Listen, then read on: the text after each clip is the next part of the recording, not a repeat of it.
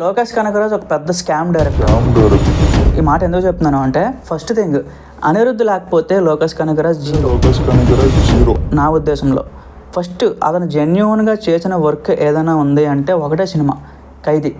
Course చాలా బాగా చేశాడు, కొత్తగా చేశాడు, ఒక హీరోయిన్ ఉండదు, ఒక సాంగ్ ఉండదు, చాలా risky attempt, success I appreciate it.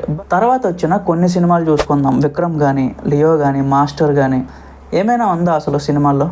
First half okay, ఏదో కొంచెం స్టోరీ బిల్డప్ కోసం అలా తీసుకెళ్తున్నప్పుడు అంత ఎగ్జైట్మెంట్ అయితే క్రియేట్ అవుతుంది. బట్ ఆఫ్టర్ సెకండ్ హాఫ్కి వచ్చేటప్పటికి ఏదేదో పెట్టేస్తాడు, నచ్చినట్టు తీస్తాడు, ఏదో తీయాలి కదా అనే ఉద్దేశంతో ఉంటాడు అనమాట.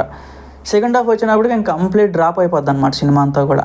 ఈవెన్ నేను కావాలంటే చాలామంది మళ్ళీ డిఫెండ్ చేయొచ్చు, మీరు కావాలంటే చూడండి, ఏదైనా ఒక సినిమాని మళ్ళీ రిపీట్స్లో ఎన్నిసార్లు చూడగలరో మీరే చెక్ చేసుకోండి. Why only Lokesh Kanagaraj? Just ఒకే రీజను, ఎల్సీయూ అనే కాన్సెప్ట్ లేకపోయి ఉంటే అతని సినిమాలు ఏవి అంత కలెక్షన్స్ రావు, అంత రికార్డ్ సెట్ చేయవు. దానికి తోడు స్టార్డమ్ ఒకటి తోడైంది. సో మన తెలుగు డైరెక్టర్లు ఆ లెవెల్లో ట్రై చేయట్లేదు అన్నమాట. ఇన్ఫ్యాక్ట్ సలార్కి ఆ ఛాన్స్ ఉండేది. ప్రశాంత్ నీల్ ఏమైనా కేజీఎఫ్కి సలార్కి చిన్న లింక్, ఒక్క 1 minute సీన్ కనెక్ట్ చేసి ఉంటే ఇంకా ఊహించలేం అది ఎన్ని 2,000 కోట్లు 3,000 కోట్ల వరకు నిలుండొచ్చేమో. అలాంటిది ఒక ఛాన్స్ ఉన్నా సరే క్రియేట్ చేయకుండా కొత్తగా వరల్డ్ బిల్డ్ చేసే పెట్టాలి అనే ఉద్దేశంతో కొంతమంది డైరెక్టర్లు ఉన్నారు. అది జెన్యూన్ వర్క్ అది. బట్ లోకేష్ కనగరాజ్ ఏంటంటే ఎల్సీయూ అనే ఒక స్కామ్ని తీసుకొచ్చి ఆడియన్స్ని మోసం చేయడానికి ట్రై చేస్తుంది.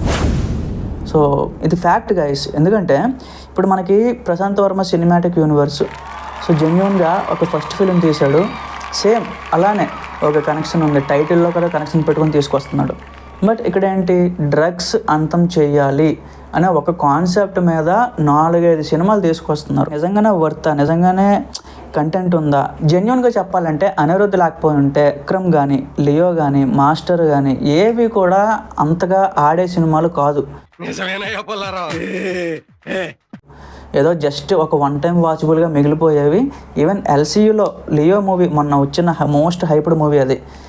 ఎవరైనా పెట్టుకున్నారు అసలు? ఫేక్ ఫ్లాష్ బ్యాక్, ఆడియన్స్ని మోసం చేయాలి అనే థాట్ ఎవరైనా పెట్టుకొని సినిమా తీస్తారా? ఈవెన్ తీసేసిన తర్వాత కూడా అది ఫేక్ అయి ఉండొచ్చు అని చెప్పి మళ్ళీ ఆడియన్స్ని ఒక సందిగ్ధంలో పెట్టడం జరిగింది. అంటే ఇక్కడ ఆడియన్స్ ఏంటి అంత, నేను మాట్లాడాలని కాదు కానీ అంత జడ్డోళ్ళ. సో ట్రీట్ చేసే విధానం ఉండాలి కదా. సో ఒక బొమ్మ చూపించి ఇదే నీకు నచ్చుతుంది, లేకపోతే ఇదే బాగుంటుంది, ఇది తీసుకో అని చెప్పడం ఏంటి? సో అది మనం డిసైడ్ చేయాలన్నమాట. అంటే ఎల్సీయూ అనే ఒక స్కామ్లో ఆడియన్స్ని ఎంత మేరకు మ్యానిపులేట్ చేస్తున్నారు అని చెప్పడానికి నా ప్రయత్నం అనమాట. ఫ్యూచర్లో వచ్చే సినిమాలు కూడా మళ్ళీ లియో 2 అంటున్నాడు, రోలెక్స్ స్టాండలోన్ ఫిల్మ్ అంటున్నాడు, విక్రమ్ 2 అంటున్నాడు. అసలు ఏంటి అంటే టాలీవుడ్లో ఒక్క హీరోని కూడా అందులో కలపట్లేదు అనమాట. కంప్లీట్గా తెలుగు ఆడియన్స్ కూడా ఎంకరేజ్ చేయడం వల్ల అంత పెద్ద హిట్ అయింది గైస్. సో లోకేష్ కనగరాజ్ నా దృష్టిలో అంత పెద్ద డైరెక్టర్ ఏం కాదు, అనవసరంగా లేపాల్సిన అవసరం కూడా లేదు. మనకు కూడా రాబోయే రోజుల్లో పెద్ద పెద్ద యూనివర్సులు బిల్డ్ అవుతున్నాయి, పెద్ద పెద్ద యూనివర్సులు రాబోతున్నాయి. ఇన్ఫ్యాక్ట్ హిట్ అనేది ఒక చెప్పుకోదగ్గ యూనివర్స్ కాదు, బట్ స్టిల్ దానికి కూడా ఒక మంచి పేరు ఉంది. ఎందుకంటే యూనివర్స్ అనేదానికి ఎప్పుడూ కూడా చాలామంది కనెక్ట్ అవుతారు, కొన్ని వేల మంది, లక్షల మంది కనెక్ట్ అవుతారు. బట్ డైరెక్టర్ దాన్ని కరెక్ట్గా యూస్ చేసుకోలేకపోతున్నాడు. ఏ హీరోని ఎక్కడ దించాలి? నీకు ఎగ్జాంపుల్ చెప్తాను. మన హిట్ 3 సినిమా వచ్చింది. హిట్ 3లో క్లైమాక్స్లో అడవి సేస్ ఏంటంటే ఒక గన్ పట్టుకొని వస్తాడు నానిని కాపాడడానికి. ఇప్పుడెప్పుడు పాతకాలం 1980, 90లో వచ్చేది కదా గెస్ట్ అపీరియన్స్, ఆ స్టైల్ ఆఫ్ మేకింగ్ అయితే ఇక్కడ తీసుకొచ్చాడు మన డాక్టర్ శైలేష్ కులను.